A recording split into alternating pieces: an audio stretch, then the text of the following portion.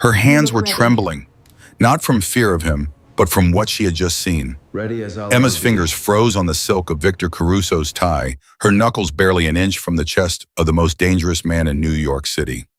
She wasn't thinking about the gold cufflinks or the smell of his expensive cologne.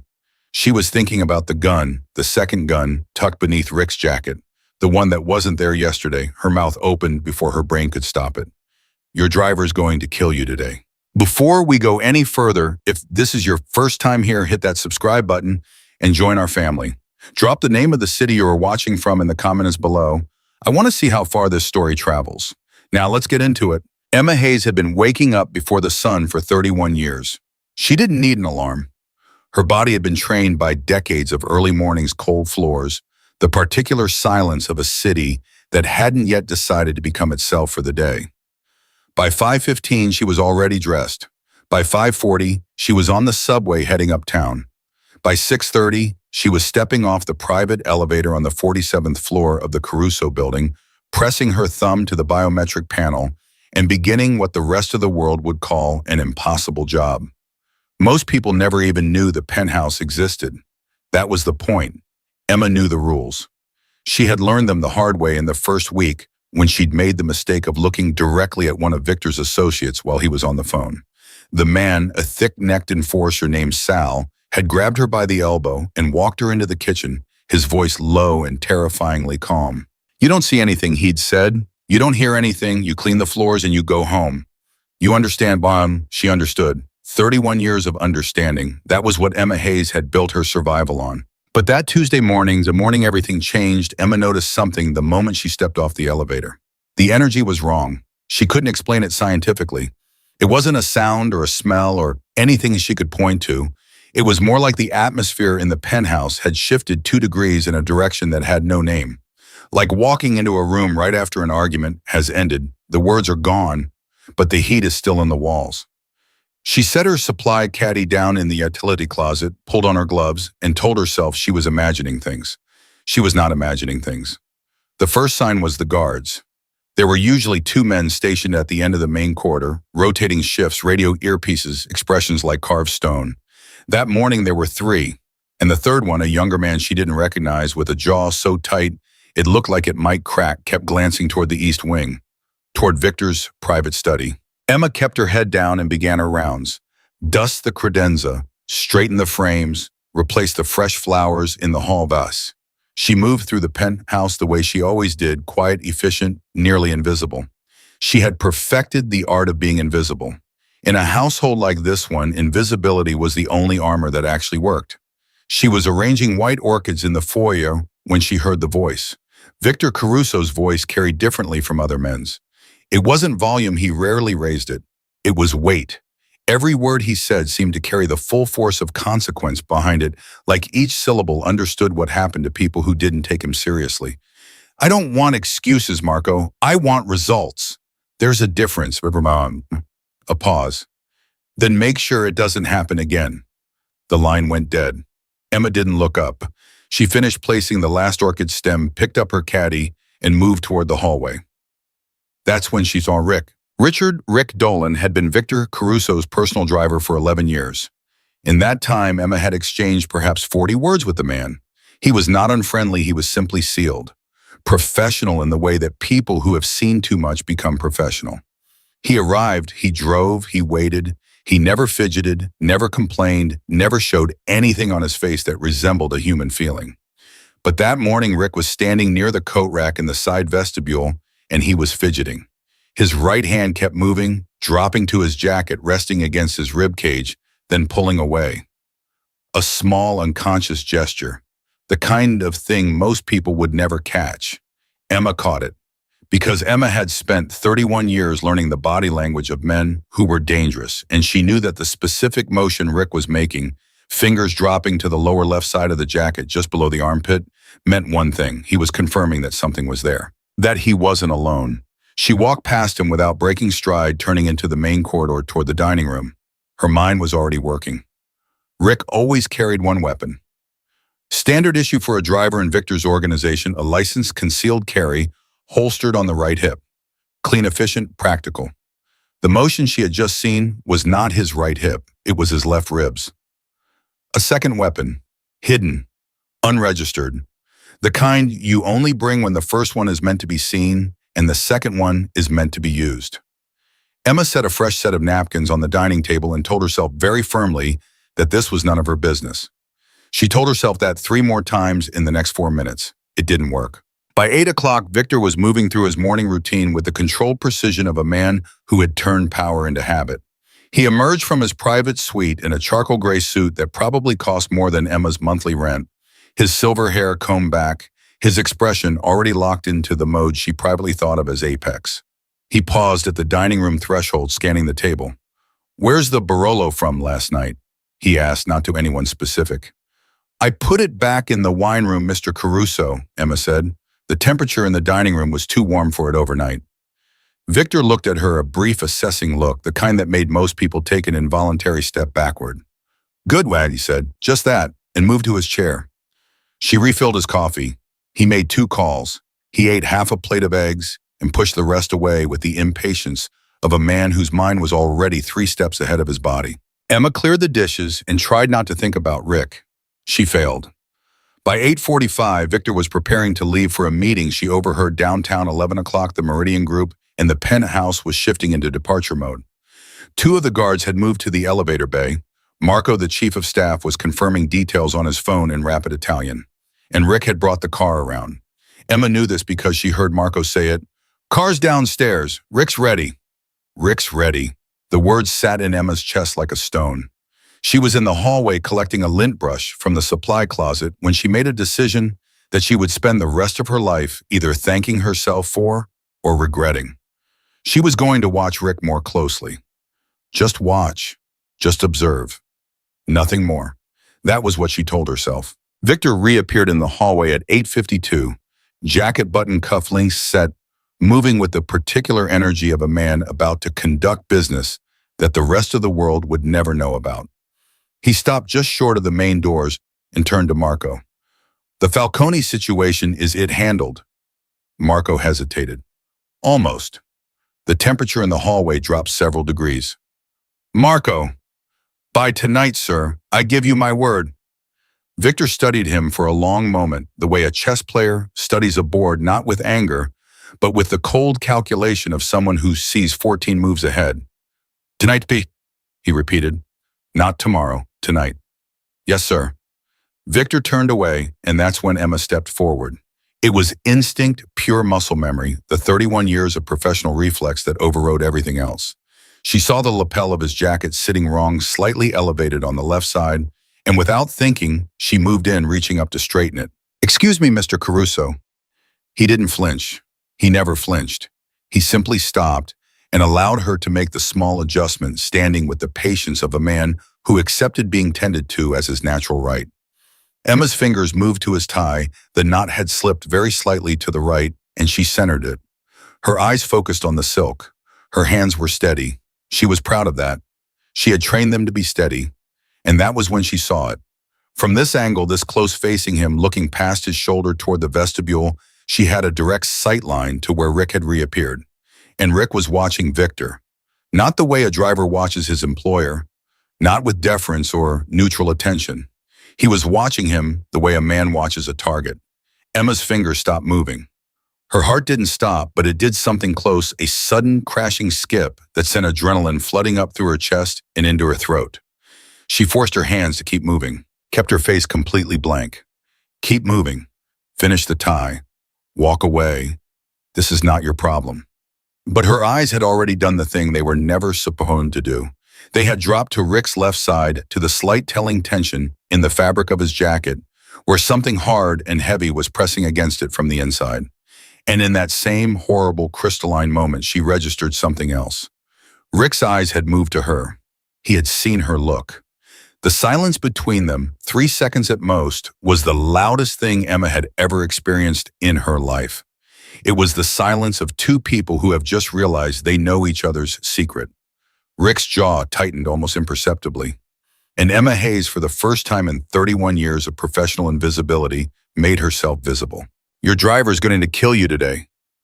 The words came out in a whisper, barely a breath, barely sound at all, pressed into the space between her lips and Victor Caruso's ear as she finished straightening the tie. She felt the change in him immediately. Not a flinch, not a gasp, nothing that dramatic. Just a molecular shift. A stillness so complete and so sudden that it was almost more frightening than any outward reaction could have been. For 2 full seconds, Victor Caruso did not move. Emma pulled back, smoothing the front of his jacket with hands that had absolutely no business being as steady as they were. She could feel Marco behind her, 3 feet away, holding his phone. She could feel the guards at the elevator. She could feel Rick in the vestibule watching. And she could feel Victor Caruso's eyes, the full, terrible, undivided weight of them now fixed on her face with an intensity she had never experienced from another human being. Not in 31 years. Not in any context. "Repeat that," he said. His voice was almost gentle. "He's carrying a second weapon," Emma said. Her voice was barely a whisper. She did not look toward the vestibule. She kept her eyes on Victor's lapel, her hands still making small, meaningless adjustments to fabric that was already perfect. "Left side rib holster. He confirmed it twice while I was in the hallway. That's not standard for a driver. And the way he's been watching you this morning, it's not," she paused, "it's not the way he usually watches you." Another silence, longer this time. Then Victor Caruso said very quietly, "How long have you worked for me?" 31 years, Mr. Caruso." 31 years. He let the number sit in the air for a moment. "And in 31 years, have you ever come to me with something that wasn't true?" "No, sir." He looked at her for one more beat, that apex predator gaze, that 14 moves ahead calculation. And then, without raising his voice, without turning his head, without giving Rick or anyone else in that hallway so much as a flicker of warning, he reached into his pocket and lifted his phone to his ear. "Dante," he said, his voice perfectly casual, perfectly controlled. "Change of plans. I need you to meet me downstairs. Right now." He ended the call. He looked at Emma. And for the first time in 31 years, Victor Caruso, feared boss, apex predator, ruler of half the criminal empire of New York City, looked at Emma Hayes like she was something more than part of the furniture. "Good girl," he said. Then he turned away and walked toward the elevator, and Marco fell into step behind him without a word. And the guards moved into formation, and the whole terrible machine of Victor Caruso's world realigned itself around this new information, quietly, efficiently, lethally. And Emma stood in the hallway with her hand still resting against the front of a man's jacket that was no longer there. Her heart was slamming against her ribs. Her hands finally mercifully began to shake. She stood there for what felt like minutes but was probably 30 seconds. Then she did what she always did. What she had always done. What 31 years of survival had taught her to do. She picked up her caddy. She walked to the linen closet. She stood inside it in the dark with the door partially closed, and she breathed. In, out, in, out. You saw something. You said something. It's done. But even as she told herself that some part of her, the part that had been watching Rick's hands and reading the temperature of a room and tracking the subtlest shifts in a very dangerous household for 3 decades, knew that wasn't true. It wasn't done. It was in every way that mattered just beginning. Because here was the thing Emma hadn't said to Victor Caruso. The piece she had held back, not out of strategy, not out of calculation, but simply because the words had jammed in her throat and she hadn't been able to get them out in time. Rick wasn't acting alone. She knew that because of what she had heard 3 days ago in a hallway she wasn't supposed to be in, at a time she wasn't supposed to be there while retrieving a tablecloth she had left in a room that Victor used for private meetings. She had heard 2 voices. She had recognized one of them as Rick's. She had recognized the other one too. And the other voice, the one that had said very calmly, very clearly, "It has to be on Tuesday, when he leaves for the Meridian meeting." That's the window belonged to someone who was not Rick. Someone who was right now still in this building. Someone who had been standing 3 feet behind her in that hallway. Emma pressed her back against the linen closet shelf and stared at the darkness and understood with perfect terrible clarity that she had just warned Victor Caruso about the weapon his driver was carrying. But she had not yet told him who had put it there. Down in the garage, the elevator doors were opening, and somewhere in the building above a phone was ringing, a burner phone purchased in cash registered to no one, and the man whose pocket it was vibrating in looked down at the screen and saw the message, "He knows." The man read the message twice. Then he typed back 3 words: handle the maid. The linen closet was 3 feet wide and 4 feet deep, and Emma Hayes had been standing in it for 6 minutes, which was approximately 5 minutes and 50 seconds longer than she had ever stood in any closet in her life. She needed to move. She knew she needed to move. Standing still in a dark closet in the penthouse of a Mafia boss after having just whispered a warning about an assassination attempt into that same Mafia boss's ear was not a survival strategy. It was the opposite of one. But her legs weren't cooperating. Handle the maid. She didn't know about those 3 words yet. She didn't know that a burner phone had already vibrated, that a message had already been sent that somewhere in this building, maybe 2 floors down, maybe across the hall, maybe closer than she could stomach, thinking about a decision had already been made about her continued existence. What she knew was simpler and somehow worse. She had not told Victor everything. And now Victor was in a garage somewhere below, her surrounded by his men about to confront a driver who was carrying a hidden weapon, and he didn't know the full shape of the thing he was walking into. She pushed the closet door open and stepped back into the hallway. The penthouse had gone quiet in the way that large spaces go quiet when the person whose energy fills them has left. It was a different kind of silence from the silence of an empty room. It was a Victor Caruso-shaped absence, and it pressed against everything. Marco was gone. The guards from the elevator bay were gone. The third guard, the one she didn't recognize, the young one with the locked jaw, was still there at the far end of the corridor, his back to her. Emma walked toward the kitchen. She kept her pace even. She set her supply caddy on the counter. She turned on the faucet and ran cold water over her wrists, which was something her mother had taught her to do when the world got too loud inside her head. The other voice belonged to someone who was not Rick. She turned off the water. She needed to be very careful about what she did next. Not because she was brave. She was not brave. She had never been brave. Bravery was a luxury that people who had options could afford, but because she was practical. And the most practical thought she could locate right now underneath all the adrenaline and the fear was this: Victor Caruso did not yet know who had given Rick his orders. And if something went wrong in that garage, if the confrontation didn't go the way Victor planned, if Rick wasn't alone down there, if the person who had arranged all of this had also arranged a contingency, then Victor would have walked into half a trap. And Emma Hayes would be standing in a kitchen on the 47th floor, the only person in the building who held the other half of the information with a message she hadn't yet delivered. She dried her hands. She picked up the internal house phone mounted on the kitchen wall, the dedicated line that connected directly to Victor's security team, and she dialed the extension for the security desk. It rang 4 times. Nobody answered. She tried again. 4 more rings. Nothing. Emma set the phone back in its cradle and stood very still for exactly 3 seconds. Then she thought, the security desk is always staffed. Always. In 31 years, I have never called that line and not had someone pick up within 2 rings. Her stomach dropped. She walked out of the kitchen back into the hallway and looked toward the guard at the end of the corridor. He had turned around. He was looking directly at her. And his hand, she noticed with the specific awful clarity of a woman who had spent 3 decades reading the body language of dangerous men, his hand was resting on the front of his jacket in exactly the same way Rick's had been. Left side, rib holster. Emma didn't run. Running was the worst thing she could do. Running was confirmation, and confirmation in a place like this was a death sentence. She turned unhurried and walked back toward the utility wing. She was counting steps in her head. 12 steps to the utility corridor, 20 steps to the service elevator, 4 floors down to the loading bay, which connected to the parking structure, which connected to the street. She was on step 9 when she heard him start walking behind her.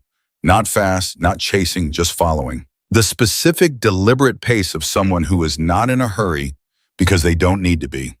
Because they already know where you're going. Emma reached the utility corridor and turned the corner. Out of his sightline. And then she ran, not toward the service elevator. She'd already made a different calculation in the half second she'd had while turning the corner. The service elevator was mechanical. It could be stopped. The stairwell couldn't. She hit the stairwell door at full speed, caught it before it could slam, and took the stairs 2 at a time in complete silence. One hand on the railing, her soft-soled work shoes making almost no sound on the concrete.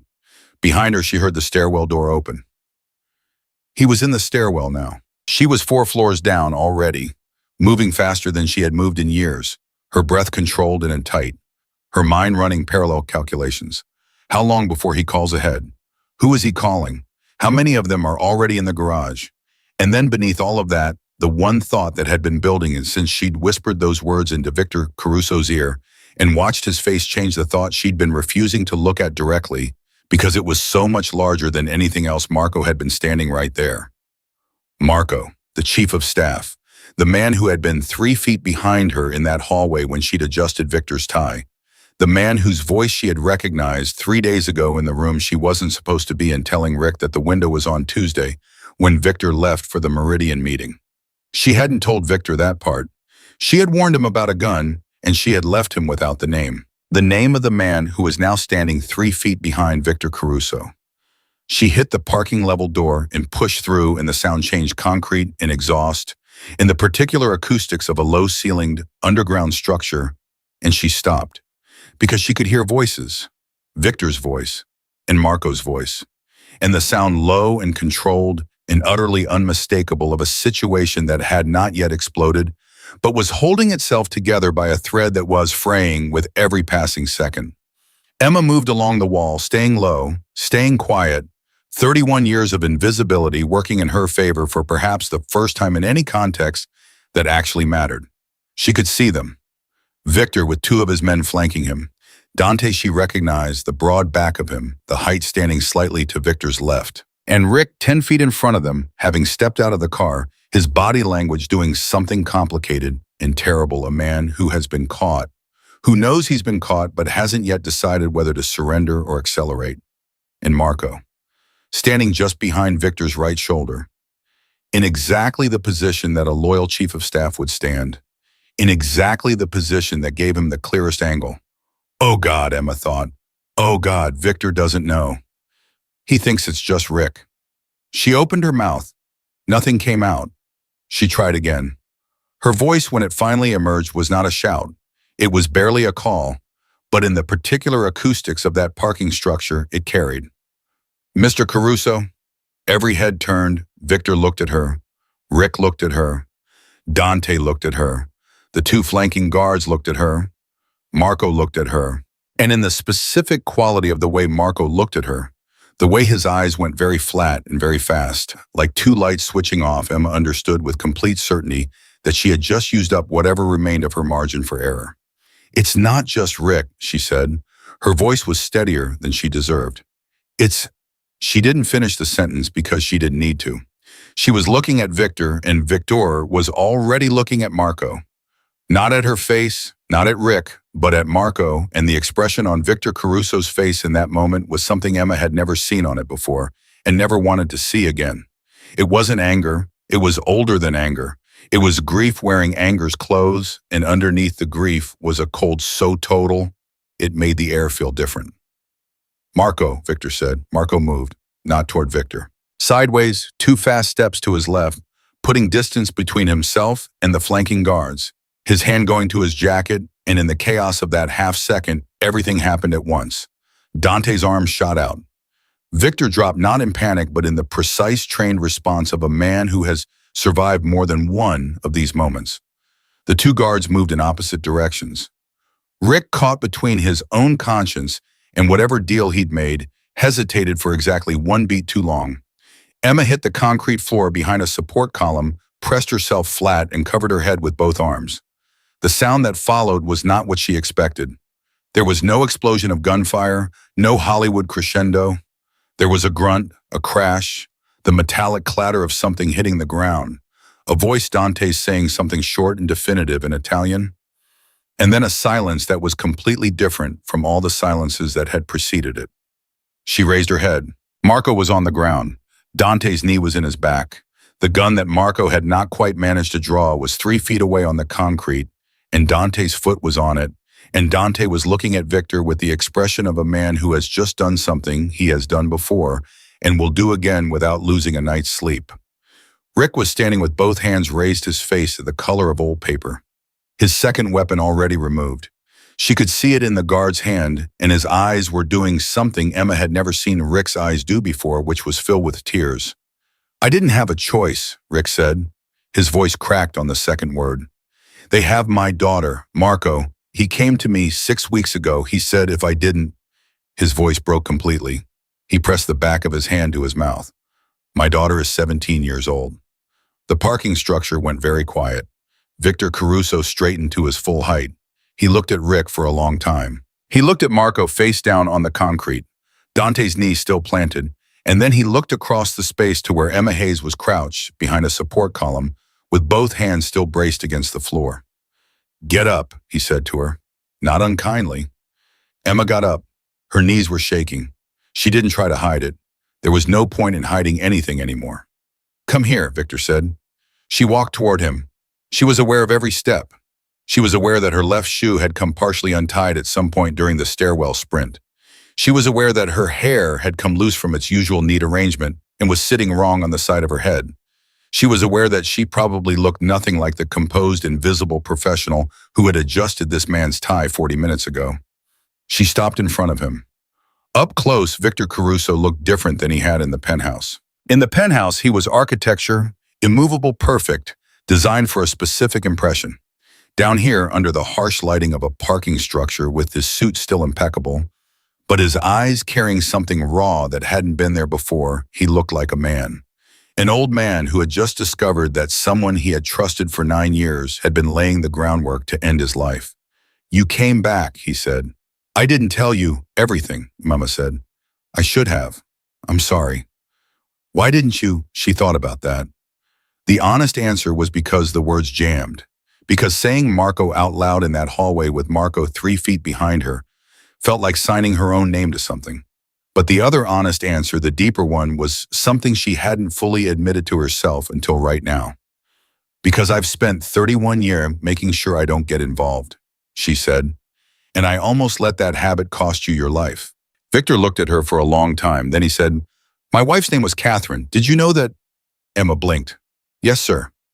She died 9 years ago. Before she died, she told me the most dangerous thing about my world wasn't the enemies outside it. She said, and she used these exact words because Catherine was very precise. She said, 'Victor, the thing that will eventually get you is not the people who hate you. It's the people who pretend not to.'" He paused. "I thought about that for 9 years and I still didn't see Marco." He said it without self-pity, just as a fact. The fact of a man recalibrating. "You saw Rick," Emma said quietly. "I saw Rick," he agreed. "Oh, but you saw Marco." From the ground, Marco made a sound, something between a whir and a groan, and Dante pressed down slightly with his knee, and Marco went quiet. "Mr. Caruso," Emma said. She kept her voice even. "I need to know something. For my own," she paused. "The man upstairs, the young guard I didn't recognize. He followed me into the stairwell." Victor turned his head and said 2 words to one of the flanking guards. The guard nodded and moved toward the stairwell entrance without another word. "He works for Marco," Victor said. "Not for me. He won't be a problem."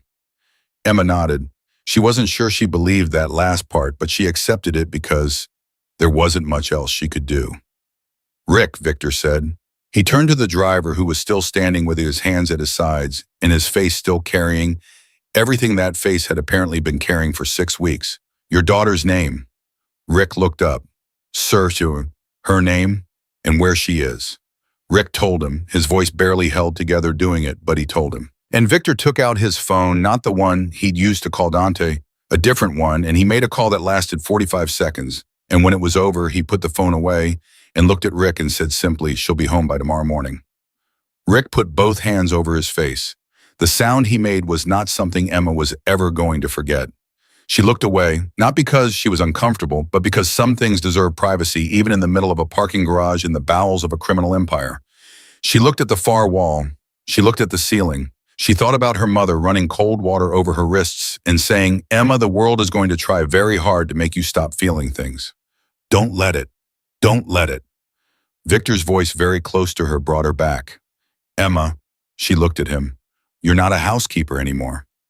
She absorbed that. She wasn't sure what it meant exactly, and the uncertainty of what it meant was in its own way as frightening as everything that had just happened, because she knew the shape of her old life, 31 years of it. She knew exactly where the edges were, exactly which lines not to cross, exactly how to be present and absent at the same time. The new thing Victor Caruso was offering her, the thing those 5 words implied, had no shape she recognized. What am I then, Aun Dimast? He looked at her the way he'd looked at her upstairs when she'd whispered her warning into the space beside his ear. That calculating 14 moves ahead look. But this time underneath it, there was something else. Something that might in another context on another man's face have been called respect. You're whatever I need you to be, he said.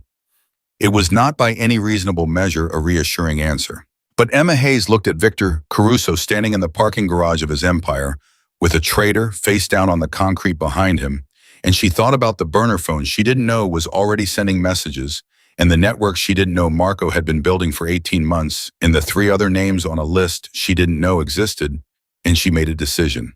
The same kind of decision she'd made upstairs when her hands had stopped moving on his tie, and her mouth had opened before her brain could stop it. All right, she said, just that.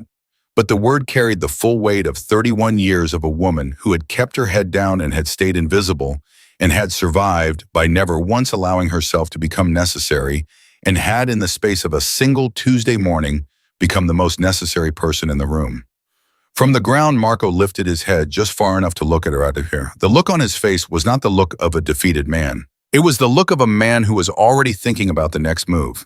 And Emma, who had spent 31 years reading rooms, read his face in 1 second flat and felt the specific bone-deep chill of understanding that this was not over. That what had just happened in this garage was not the end of something. It was the beginning. Marco Vitelli had been with Victor Caruso for 9 years, 4 months and 11 days. Emma knew this because she had filed his employment paperwork herself back when she was still doing administrative overflow for the household, before Victor had hired a dedicated staff coordinator and returned Emma to her original role.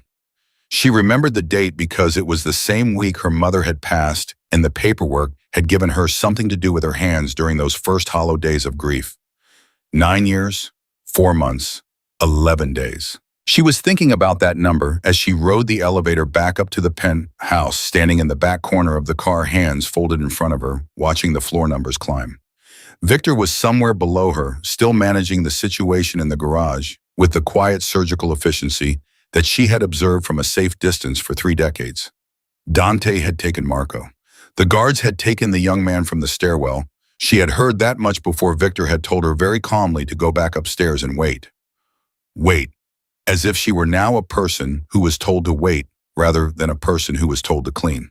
The elevator doors opened, and she stepped back into the penthouse hallway, and the first thing she did was stand completely still for 10 seconds and listen. Silence. Real silence, not the charged kind. Whatever had been coiled in the air that morning had released, or at least partially released, and the penthouse had settled into the particular quiet of a space where something enormous had just happened, and the walls were still absorbing it. She walked to the kitchen. She put the kettle on.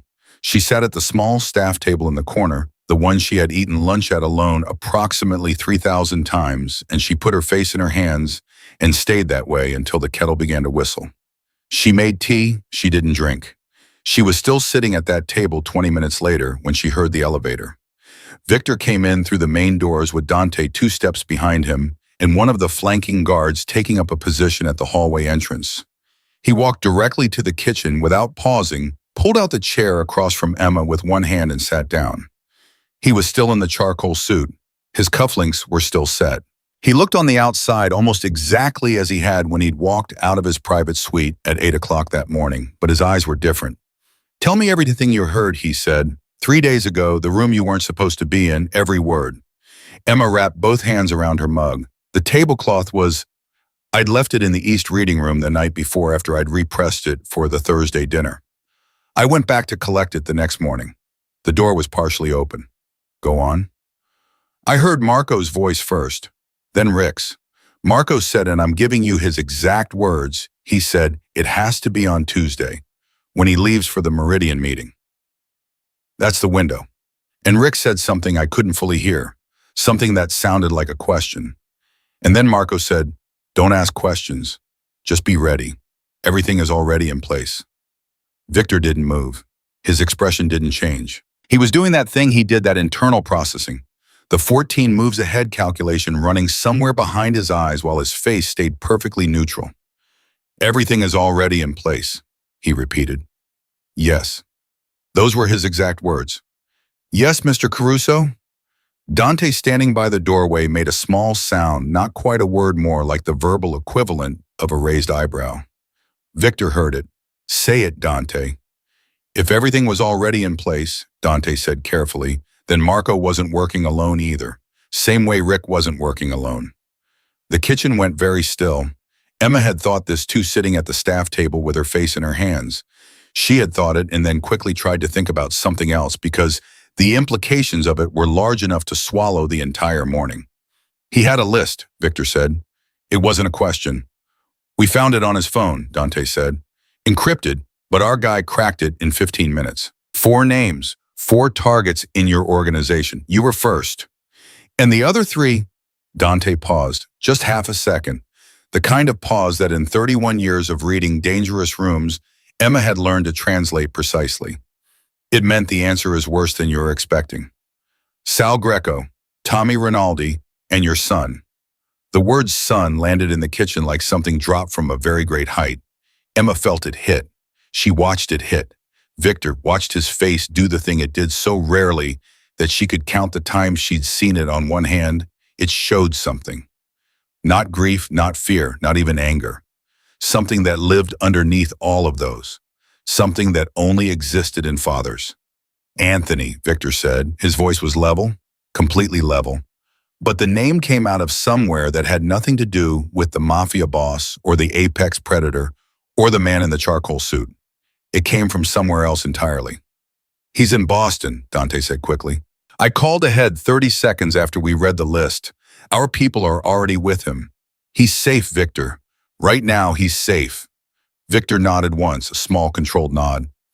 Emma watched him take that information, take the fear behind it, and press it down into whatever compartment he kept those things in, and she thought not for the first time that there was something genuinely tragic about a man who was so skilled at containing himself that the people around him could never quite tell if he was human.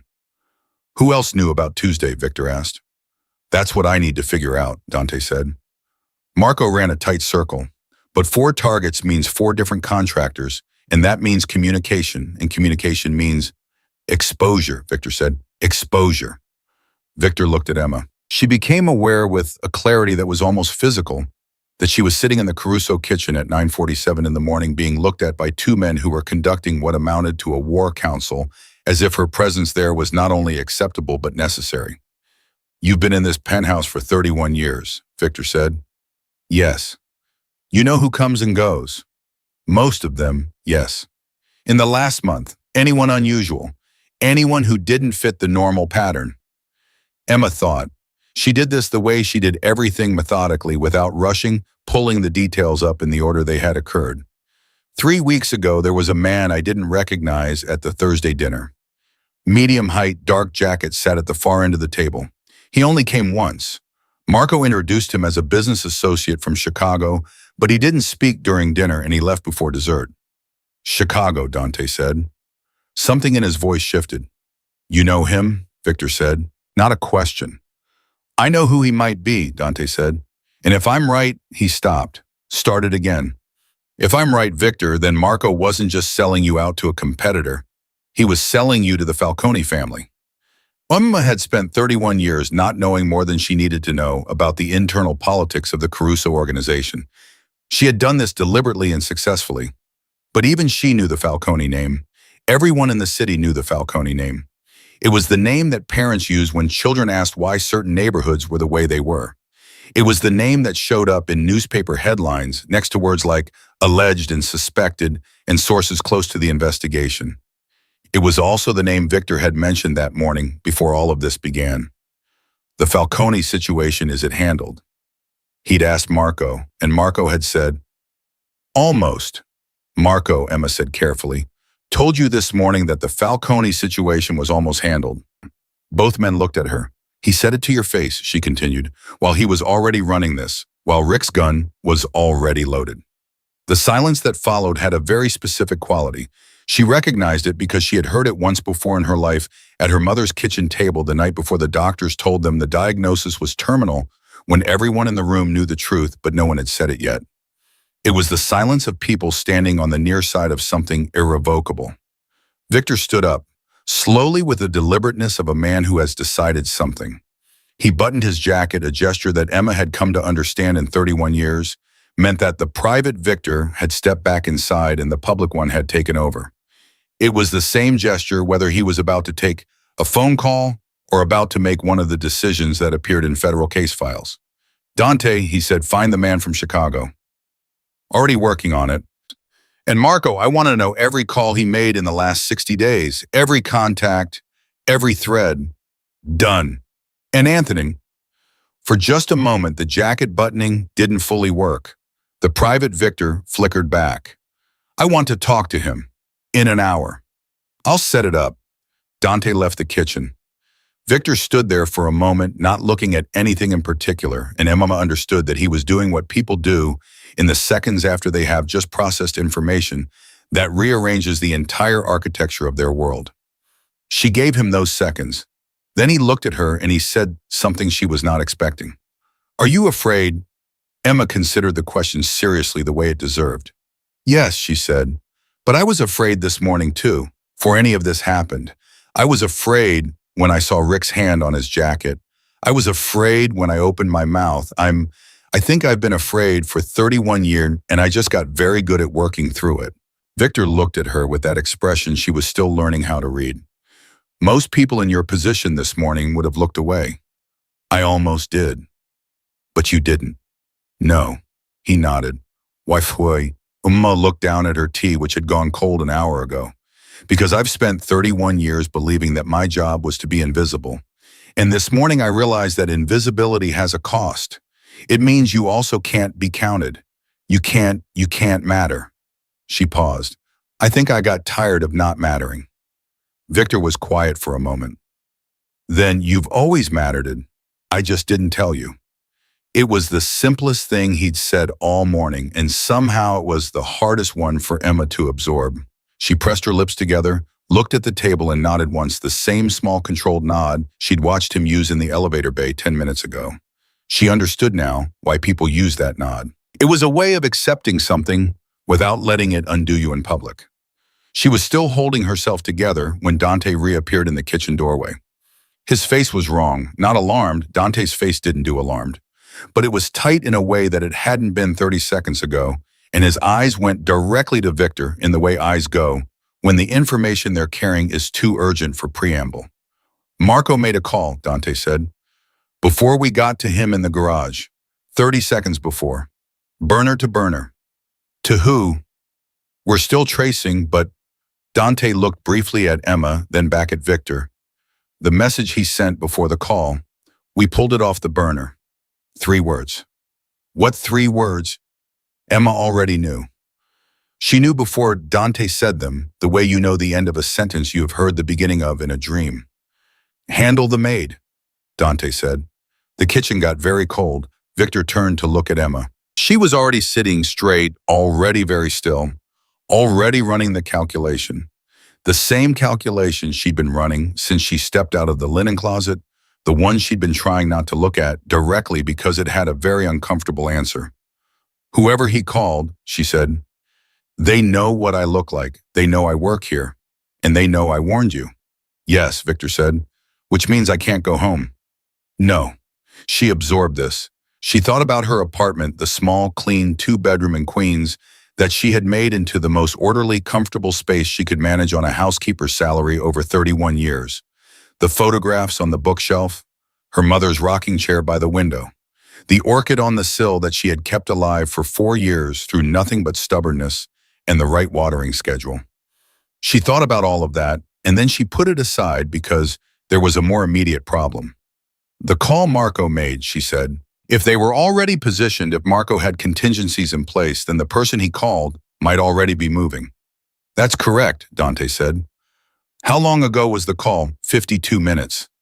Emma looked at Victor. "Then they're not coming," she said. "They're already here." The word "here" had barely finished leaving her mouth when they heard a sound from the direction of the main corridor door, the specific heavy sound of something that was not furniture and not footsteps and not any of the normal sounds that a penthouse made at 9:47 on a Tuesday morning. Dante was already moving. Victor's hand went to Emma's arm, not grabbing, not rough, but absolutely definitive, and he pulled her out of her chair and toward the back of the kitchen, toward the door that led to the staff corridor. "Move," he said. "Don't stop. Don't look back." "I know this building better than anyone," Emma said, and the steadiness in her own voice surprised her. "Better than your guards. Better than Dante. I know every exit, every stairwell, every room with a lock that actually holds." Victor looked at her. 2 seconds. "Then lead," he said. Emma Hayes, for the first time in 31 years, stepped in front of Victor Caruso, and she moved. She took them through the staff corridor at a pace that was just below a run, fast enough to matter, controlled enough to think. She took the turn toward the East Wing service passage, away from the main corridor, away from whatever sound had come from that direction. Her mind was mapping as she moved floor plan, exits, locked rooms, blind spots, the accumulated geography of 31 years pressed into something that finally had a use. Behind her, she could hear Victor's footsteps, even and controlled. She could hear him on his phone, 2 words very low, "East Wing," and then nothing else, because Victor Caruso did not waste words or breath. She stopped at a door near the end of the service passage. She reached into the pocket of her uniform, the right pocket where she kept her master key, and unlocked it. "In here," she said. Victor stepped through. She followed. She locked the door from the inside. They were in the records room, a small climate-controlled space where the household kept financial documents, staff files, maintenance records. One lock on the door, solid and deadbolt. No windows. One internal phone line connecting to the security desk, which she already knew was unstaffed, but which also connected to an external emergency line she had read about in the household manual 14 years ago and never once had cause to use. She crossed to the phone and lifted the receiver. "Who are you calling?" Victor asked. "The external emergency relay," Emma said. "It connects directly to a monitoring service. It was installed in 2009 after the building's main security system had a failure. It's hardwired separate from the primary network. Marco wouldn't have known to disable it." Victor stared at her. "It's in the household manual," Emma said. "Page 47. "I've never read the household manual," Victor said. "I know," Emma said. "I wrote it." She dialed.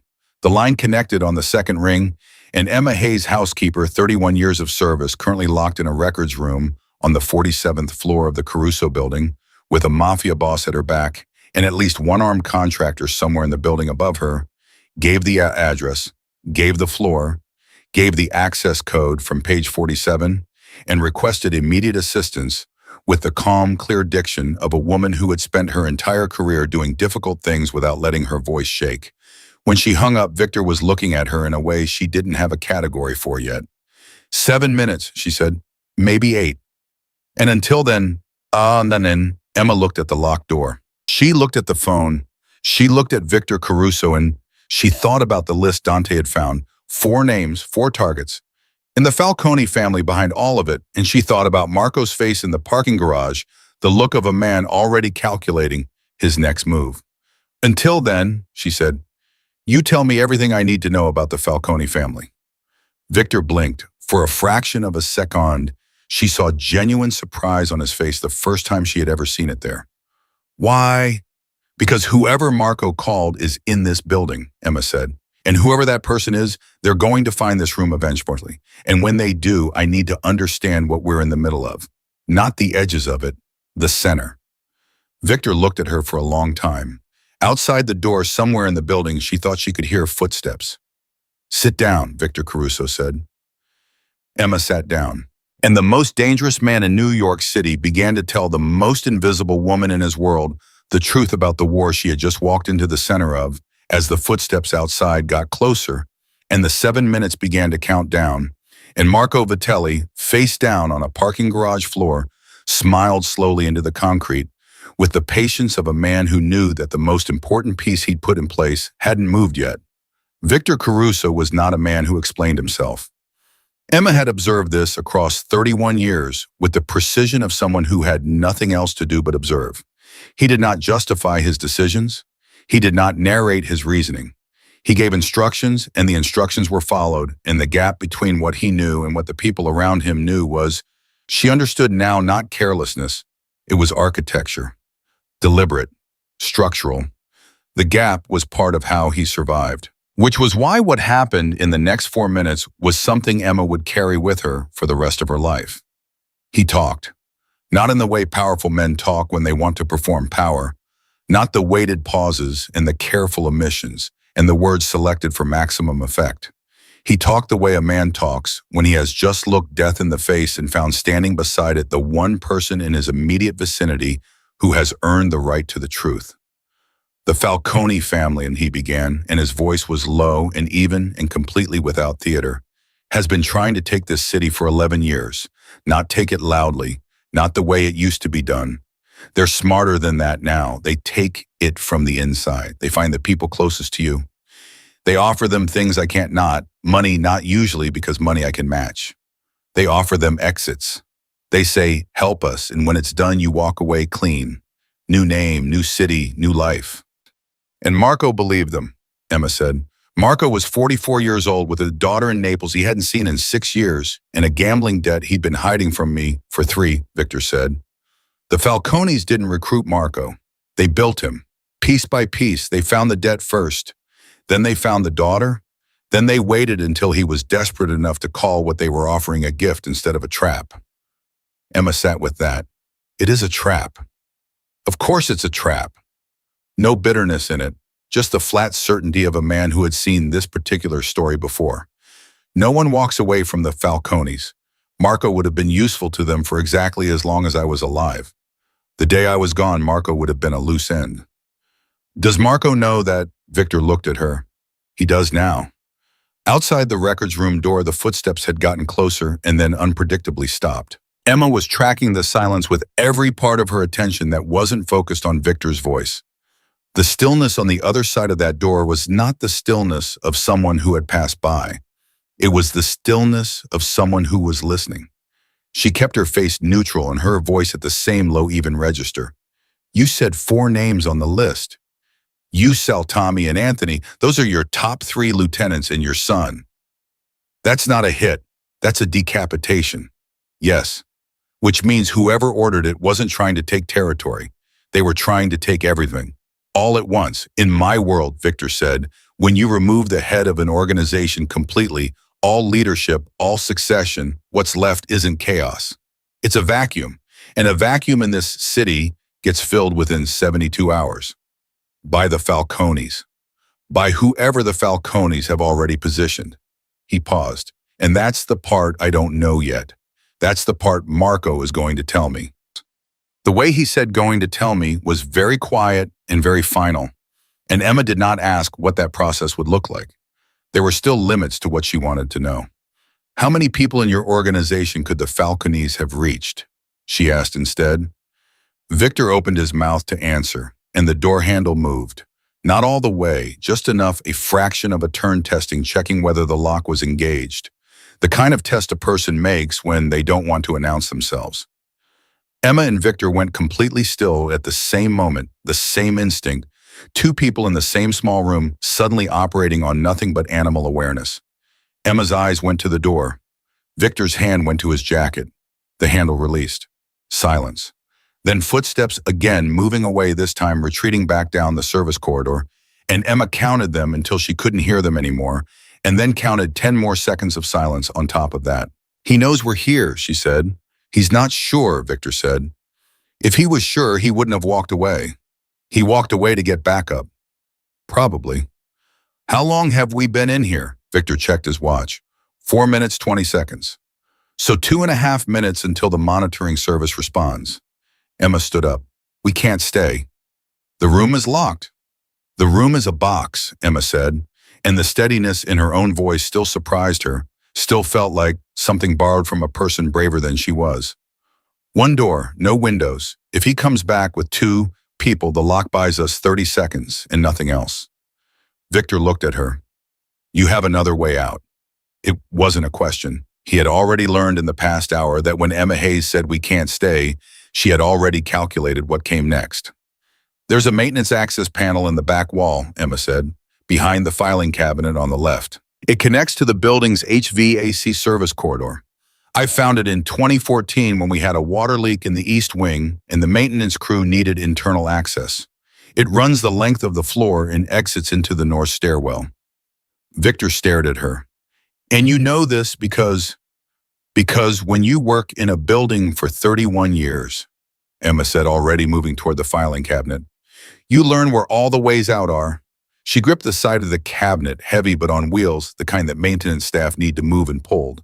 It rolled with a low grinding resistance, and Victor was beside her immediately, adding his weight to hers, and between the two of them, it moved far enough to reveal the panel in the wall behind it, roughly 2 feet by 2 feet. Utility access not designed for people, but navigable if you were determined and not too large. Emma was not too large. Victor in his charcoal suit was going to find it considerably less comfortable. She looked at him.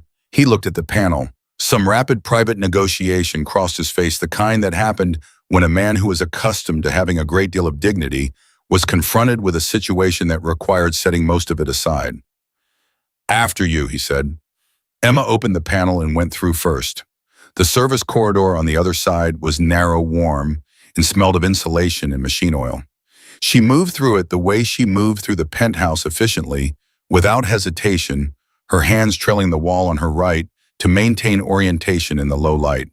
Behind her, she could hear Victor quieter than she expected, moving with a controlled, compact economy that suggested this was not actually the most undignified situation he had ever been in, which told her something about the life he had lived.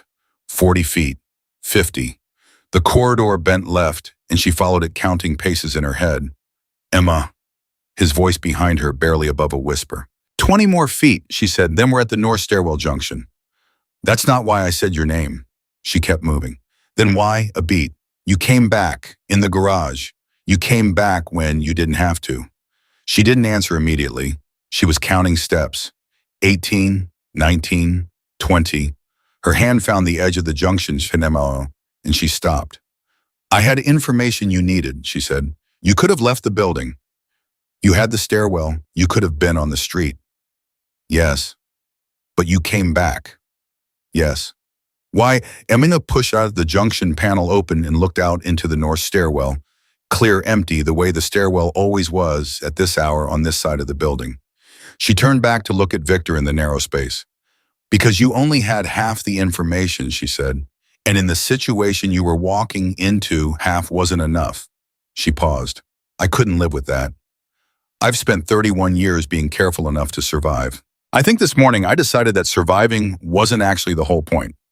Victor Caruso, crouched in a maintenance corridor in a charcoal suit that had probably cost $4,000, looked at her with an expression she still didn't have a full category for, but was beginning to understand. My wife would have liked you, he said. Emma felt something move in her chest, not sentimental or not only sentimental, but the particular ache of a compliment that arrives from exactly the right direction. Come on, she said quietly. We need to move. They came out into the north stairwell, and Emma pulled the panel shut behind them. Victor was already on his phone texting, not calling fast and precise, and she watched his thumbs move across the screen and thought about how strange it was to be standing here with this man, to have moved from 31 years of near invisibility to this in the space of a single morning. Dante is coming up the north stairwell from below, Victor said. 2 minutes. And the monitoring service? Already coordinated, Victor said. Dante saw them in the lobby. They're on their way up.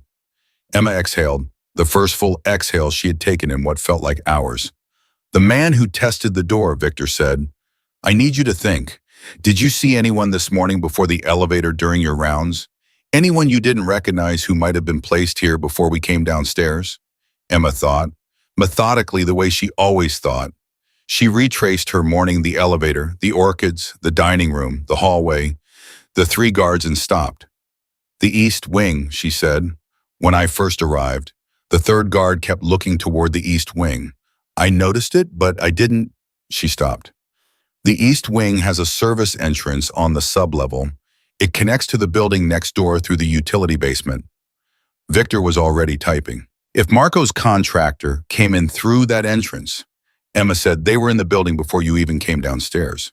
before Rick was in position, which means Rick was the distraction, Victor said. His voice had gone very flat. Rick was what we were supposed to find. The noise in the front while the real move happened in the back. The stairwell door below them opened. Dante's voice came up, clear. They moved down. Emma first, then Victor and Dante met them on the floor below, with two men she didn't recognize but who moved with the specific trained efficiency of people whose job was to keep other people alive.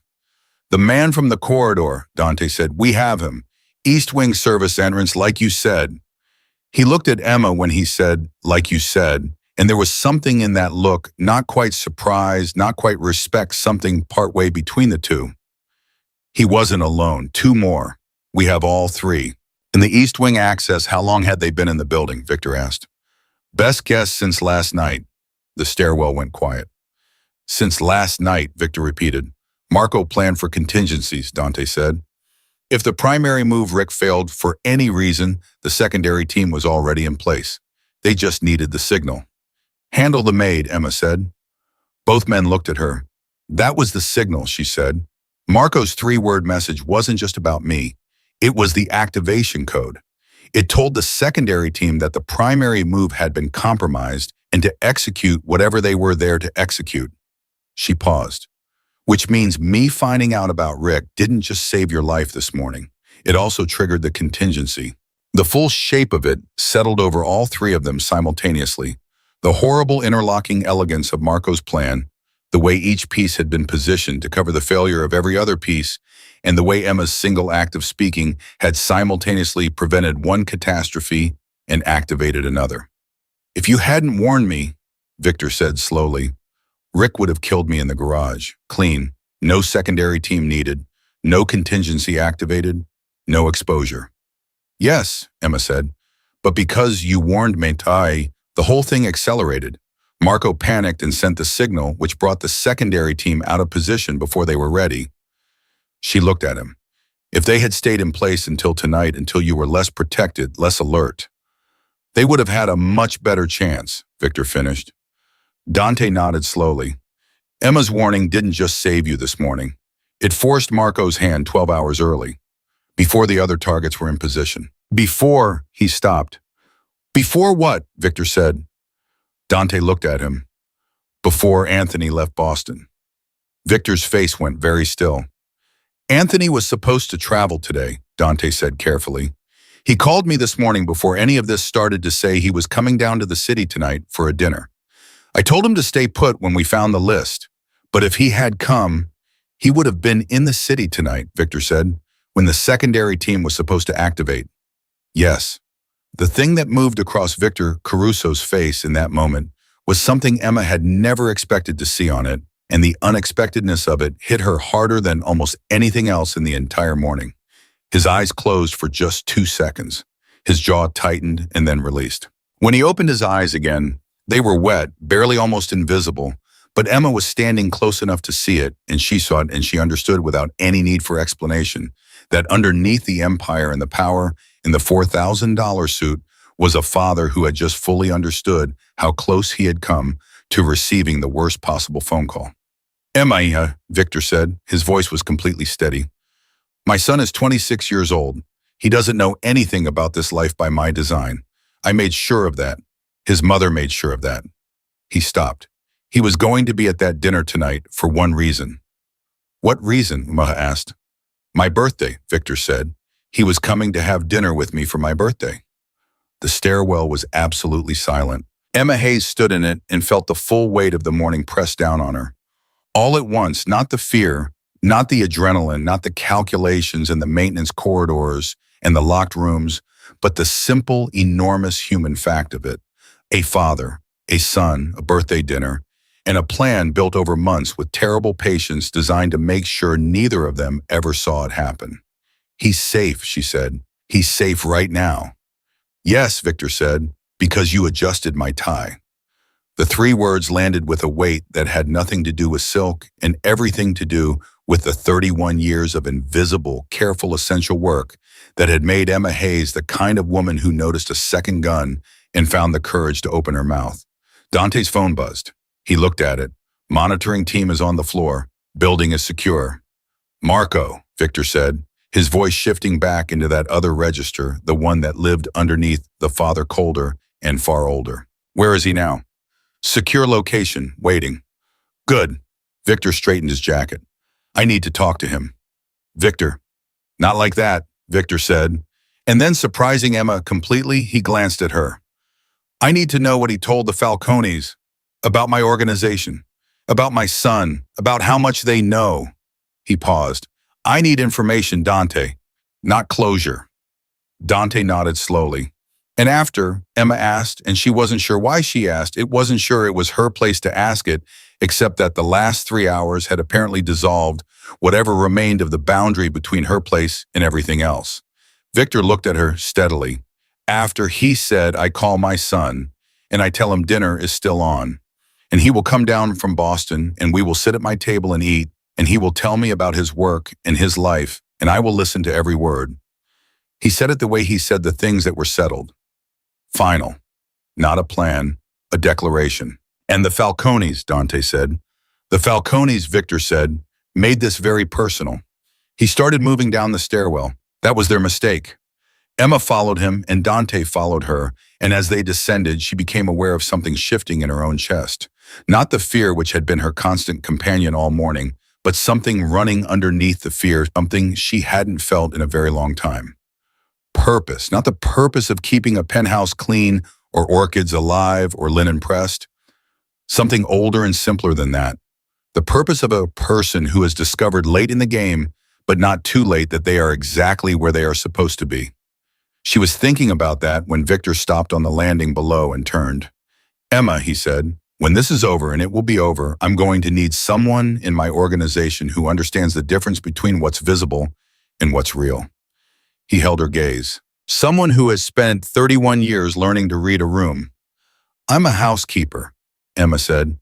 She were, Victor said. Past tense. She looked at him. She thought about her apartment in Queens, which she couldn't go back to tonight. She thought about the orchid on the sill, which would need watering in 2 days. She thought about her mother's rocking chair and the photographs on the bookshelf and the 31 years of a life built on the reliable safety of being overlooked. And she thought about Marco's face on the parking garage floor, that slow, patient smile pressed into the concrete, and she understood that the man who had spent 9 months building a plan to decapitate Victor Caruso's entire organization had not, in all his careful planning, accounted for a 62-year-old housekeeper who noticed things. He had not put her on his list, not because she wasn't dangerous, because he had made the same mistake that everyone made. He had looked right at her and seen furniture. All right, Emma Hayes said for the second time that morning. And this time when she said it, she meant something entirely different. She meant it the way you mean something when you have stopped surviving and started deciding. She meant it with the full weight of 31 years of invisibility finally, deliberately, permanently set aside. Below them, the building hummed with the sound of men doing the work that Victor's world required. Above them, the penthouse sat quiet and reset the orchids still in their vase. The linen still pressed, the whole careful architecture of an ordinary morning still in place, except that nothing was ordinary anymore, and nothing would be again. And somewhere across the city, in a car headed nowhere good, a man with a burner phone received a message that said, "All 3 down, she's with him." He read it twice. Then he made a call. And when the line connected, he said 3 words that had nothing to do with Emma Hayes and everything to do with what came after his. The lawyer's name was Gerald Fitch. Emma had seen him exactly twice in 31 years. Once at a Christmas function 6 years ago, standing near the bar with a glass of something amber, talking to no one.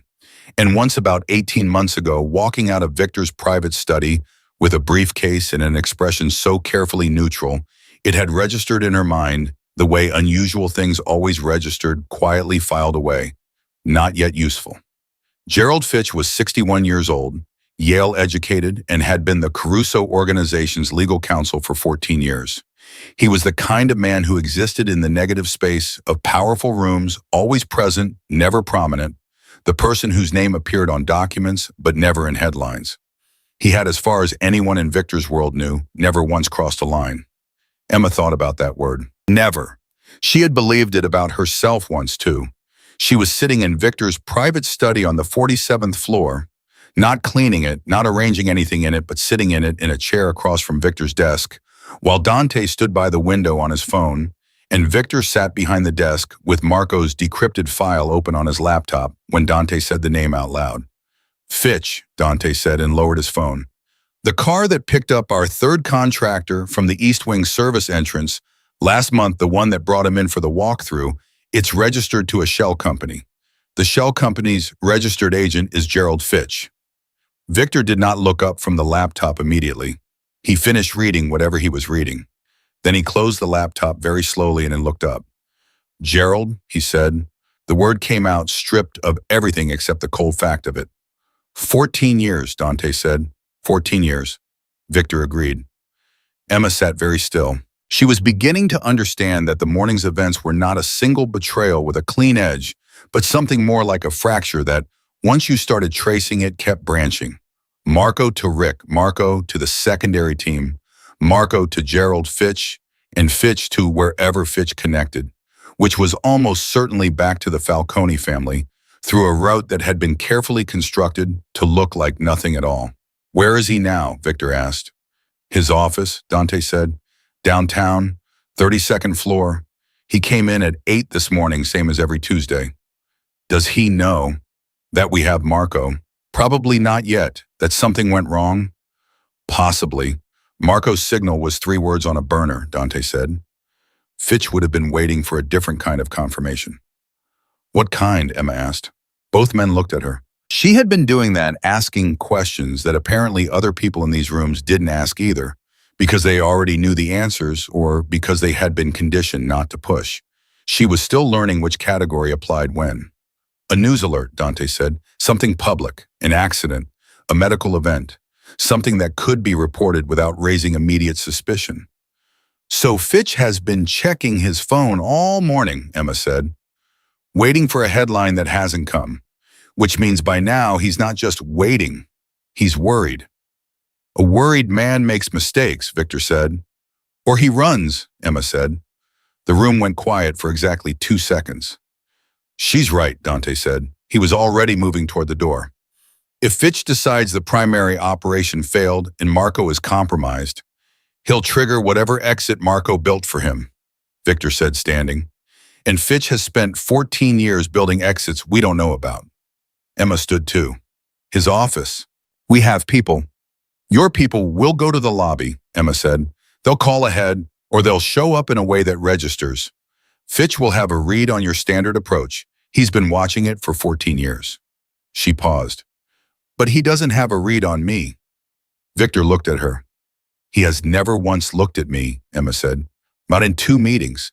Not in 31 years of being in the same building. I am categorically invisible to a man like Gerald Fitch.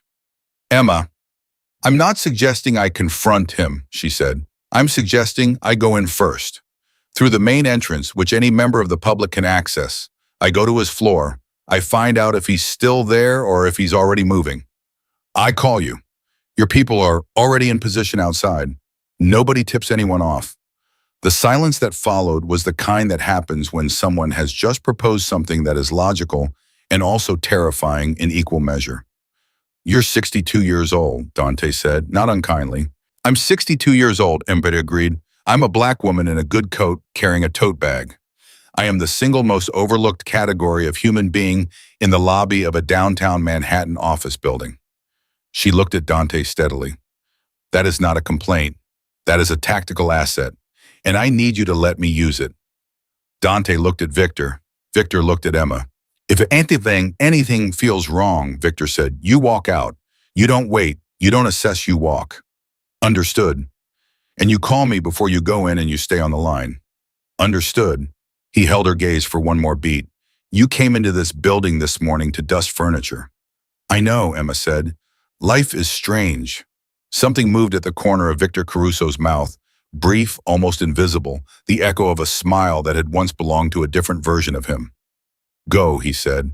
Emma went. She took the elevator down, walked through the lobby and stepped into the city with her tote bag on her arm and Victor's number open on her phone and 31 years of knowing exactly how to move through a world that was not watching her. The air outside hit her face and she breathed it in sharp April cold, carrying the smell of the city that never fully went away under anything. And she walked. She called Victor when she was half a block from Fitch's building. "I'm going in." "I hear you," Victor said. "We're outside, north and south exits covered." She put one earbud in left ear, the phone call tucked into her jacket pocket, and walked through the main entrance of 440 Park, like a woman who had an appointment, which was to say like a woman who belonged there, which was the same thing. The lobby was marble and glass, in the specific kind of hush that expensive buildings manufacture deliberately. She didn't stop at the security desk. She walked to the elevator bank pressed 32 and rode up in the company of two men in suits who looked at their phones and did not look at her once. The elevator opened onto a reception area. A young woman at the front desk looked up with the professional smile of someone whose job involved redirecting people who weren't supposed to be there. "Good morning," Emma said before the receptionist could speak. "I'm here to pick up some documents for Mr. Caruso. Mr. Victor Caruso. Mr. Fitch is expecting the courier." She set her tote bag on the desk with the quiet authority of someone who has been picking up documents for important people for a very long time. "I'll just let him know I've arrived, if that's all right." The receptionist hesitated, that specific half-second hesitation of someone caught between protocols, and in that hesitation, Emma scanned the visible space behind the reception desk. 3 offices along the corridor. The corner office at the far end door closed, a jacket hanging on the hook beside it that she could see through the glass panel. He was still here. "Of course," the receptionist said, reaching for the phone. "Let me just—" "No need," Emma said, pleasantly, already taking her tote bag back. "I can see he's occupied. I'll wait by the elevator. Don't disturb him on my account." She turned back toward the elevator bank. Her pulse was steady. She was mildly astonished by how steady it was. Into the phone very quietly. "He's here, corner office, still in." "Copy," Victor said. "Don't move." She stood by the elevator and waited. She counted the seconds. She was at 47 when she heard the corner office door open. Gerald Fitch walked out carrying a slim leather briefcase and wearing his coat. Not the jacket from the hook that was still there, still hanging, but a different coat, heavier, the kind you wear when you're not coming back. He was moving with the particular controlled urgency of a man who has decided to leave and is making himself walk slowly enough not to announce it. He looked toward the reception desk. He did not look toward the elevator bank. He said something brief to the receptionist, "Tell anyone who calls, I'm in a meeting," and turned left toward the stairwell. "Stairwell," Emma said quietly. "He's taking the stairs. He's heading down." "Which side?" She was already moving, crossing the reception area at the same unhurried pace, watching Fitch's back disappear through the stairwell door. "North," she said. "I think north." "We have north," Victor said. Emma pushed through the stairwell door 8 seconds behind Gerald Fitch. She could hear him below her measured footsteps, not running, a man who understood that running on stairs made sound, and sound drew attention. She went down one landing and stopped listening, counting his steps, calculating his pace. "He's going to street level, or street level," she said. "We're ready." "Victor," she said it quietly, and something in the way she said it made him wait. "Fitch isn't running because he's scared. He's running because he has somewhere to be. A man who built exits over 14 years doesn't panic. He executes." "What are you saying?" "I'm saying the exit isn't the end. It's the next step. Wherever he's going, whoever's waiting for him, that's where the real information is." A pause. "You think we should follow him?" "I think your people at the north exit should not intercept him," Emma said carefully. "I think they should follow him, and I think they should be good enough at it that a man who has spent 14 years studying how Victor Caruso operates does not see them coming." Another pause. Longer this time. "Dante," Victor said, not to her, to someone else on another line, and then there was a brief exchange she could only half hear, and then Victor came back. "Dante agrees with you." "Dante is a smart man," Emma said. "Don't tell him that. He already knows." Fitch's footsteps had reached the ground level. Miriam heard the heavy door open and close. She went down the last 2 flights and pushed through into the lobby, and through the glass frontage, she could see Gerald Fitch on the sidewalk, turning north, already absorbed into the foot traffic of a Tuesday morning in Manhattan, invisible in the way that men in expensive coats on Park Avenue are invisible, because they are exactly what the setting expects. She walked out. She stood on the sidewalk. She watched him walk. And two of the three people following Gerald Fitch that morning were trained professionals with years of field experience. The third was a 62-year-old housekeeper in a good coat with a tote bag who had spent 31 years learning to be invisible and was now using every single thing that invisibility had ever taught her. She followed him for 4 blocks. Fitch turned into a hotel on 53rd not through the main entrance, but through the side door, the one that connected to the bar and the restaurant, and beyond those to the private meeting rooms on the mezzanine level. Emma went in through the main entrance, moved through the lobby without pausing, and positioned herself near the mezzanine staircase in time to see Fitch enter the second room from the left. "Mezzanine," she said. "Room 2. He's meeting someone.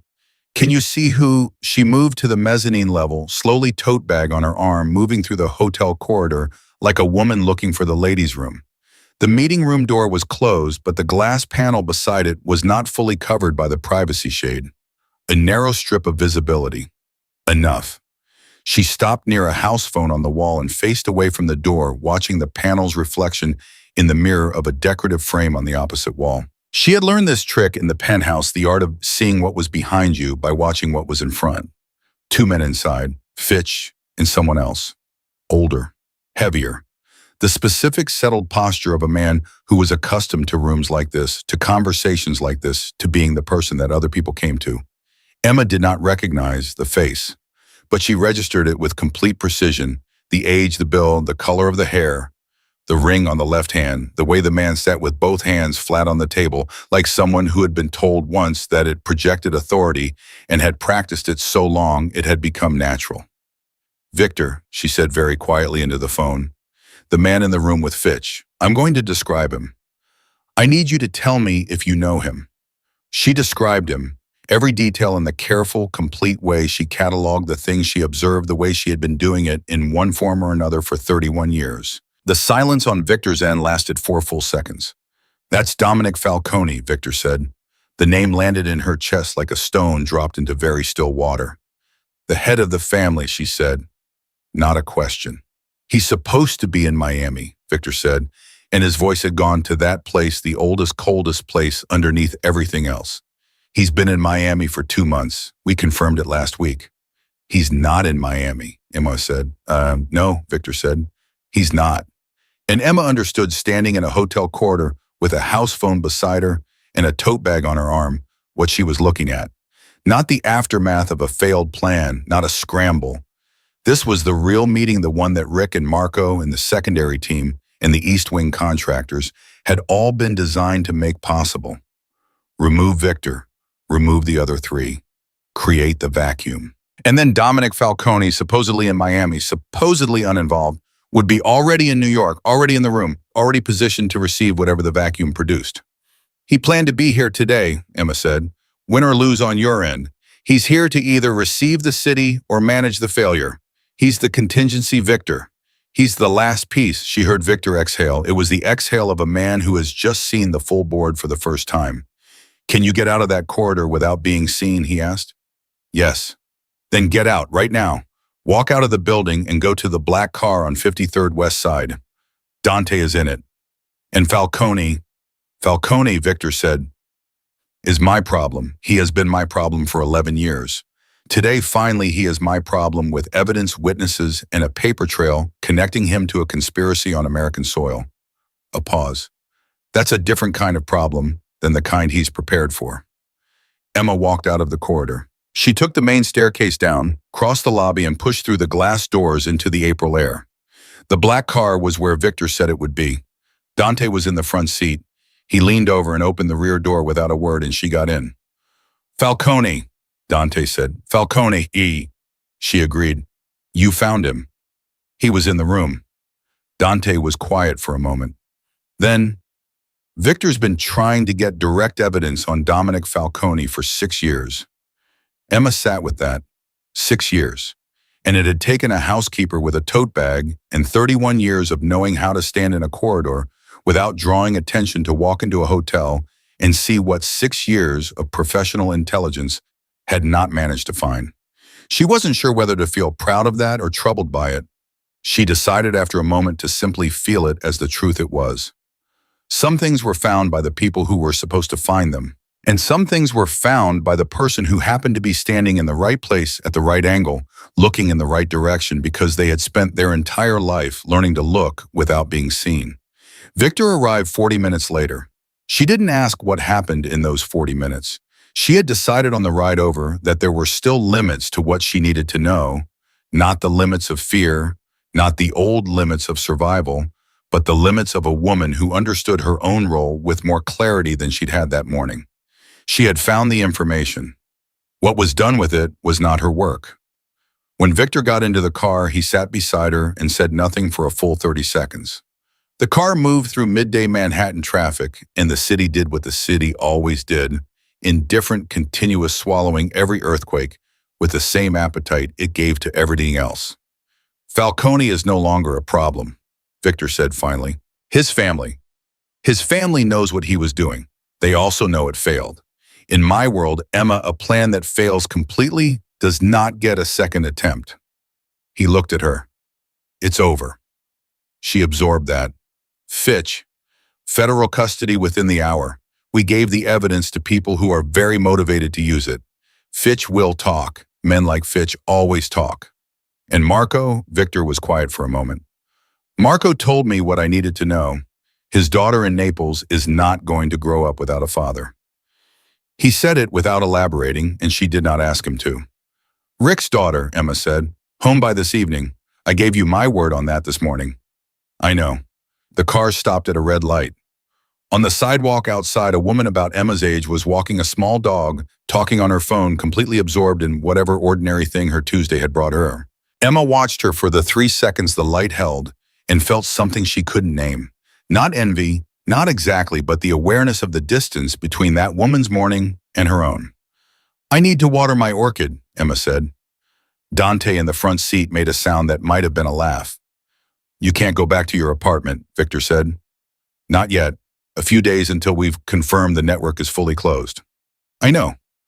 I have a property in... I'm not staying in one of your properties, Emma said. I'll stay with my sister in the Bronx. Victor looked at her. You have a sister. Lorraine, she's 65, she's retired, she makes the best rice and peas in the 5 boroughs, and she has been asking me to visit for 4 months. Emma folded her hands in her lap. She's going to ask me why I'm coming, and I'm going to tell her I needed a few days off, and she's going to ask from what, and I'm going to say housekeeping, and she is going to make me a plate of food and not ask anything else. Victor looked at her for a long moment. That sounds like exactly what you need. Yes, Emma said, it is. They rode in silence for another block. Then Victor said, I meant what I said this morning about your role. I know you did. When you were ready to talk about what that looks like, I'll come find you, Emma said. I know where your office is. I've been cleaning it for 31 years. Something genuine moved across Victor Caruso's face, unhurried, unguarded, the expression of a man briefly released from the weight of being what he was. It lasted only a moment. Then it was gone, replaced by the controlled neutrality she knew so well, and the city moved past the car windows in the morning, which had started with orchids in a lint brush, in the specific particular silence of a penthouse before its occupant woke, finally fully exhaled. That evening at a table in the Bronx with Lorraine's rice and peas in front of her and the television murmuring in the other room, Emma Hayes sat and let the day catch up with her. It came in waves, the fear, the adrenaline, the particular texture of Victor's face when Dante said Anthony's name, the way Gerald Fitch's coat had looked on a man who thought he was disappearing, the strip of mirror reflection that had shown her Dominic Falcone's hands flat on a table in a hotel meeting room. Lorraine put a second helping on her plate without being asked. You look like you had a day, Lorraine said. I had a day, Emma agreed. Work. Work. Lorraine sat down across from her with her own plate and looked at her sister with the particular accurate vision of someone who has known you for 62 years and does not need the full story to read the outline of it. You all right? She asked. Emma picked up her fork. She thought about the question the way she thought about all the important questions, now honestly without Washington pulling up the accurate answer from wherever it actually lived. Yes, she said, and she meant it. Not the easy yes of a person reassuring someone who loves them. The harder yes, the true one. The yes of a woman who had walked into a building that morning as furniture and walked out of it as something else entirely.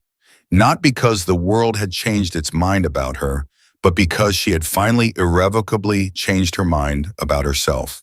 She had spent 31 years believing that being invisible was the price of surviving in a world that was not built for her. And then one Tuesday morning, and in the space between adjusting a silk tie and opening her mouth, she had discovered the thing her mother had been trying to tell her all along. Invisibility was not a cage, it was a skill.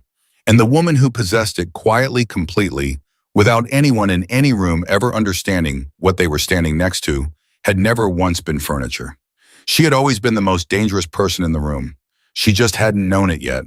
Now she did. And that, from this morning forward, made all the difference.